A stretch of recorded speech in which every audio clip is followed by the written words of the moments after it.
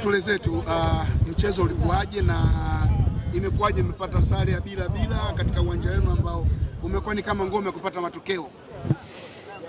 Kwanza niwapongeze Coast, wamepata pointi moja na pia wamecheza vizuri kwa sababu wakaja wakalazimisha sisi tufuate game yao, lakini sisi nafikiri tulishtuka tukaona tukifuata game yao wanaweza wakatuzuru, ndio maana ukaona tunashambulia kwa kushtukiza, na tunashukuru kwa kupata pointi moja, sio mbaya, tumeongeza kitu.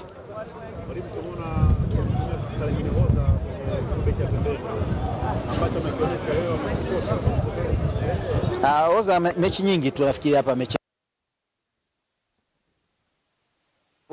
Kwa hiyo Diki naye ndio bado ameanza kurudi, lakini leo bado utimamu wa mwili haujakaa vizuri.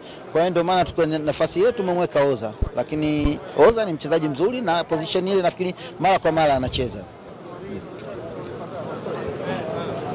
Mwalimu, game zinazofuata unaona wapi Dodoma Jiji michezo iliyobaki? Tupo tunapambana kwa sababu hii ni ligi. Unaona, hii ni ligi, mechi bado. Leo tumecheza mchezo wa 22. Unaona, tarehe 14 tunaenda Dar es Salaam kucheza na Simba. Kwa hiyo nafikiri tutajiandaa siku mbili hizi na wachezaji sasa hivi nafikiri kuwapa tu mapumziko marefu ili kufanya recovery ili tuende Dar es Salaam tukiwa timamu zaidi. Hali ya wachezaji ambao walipata majeraha wakati mnatokea Ruangwa mpaka sasa hivi kuja?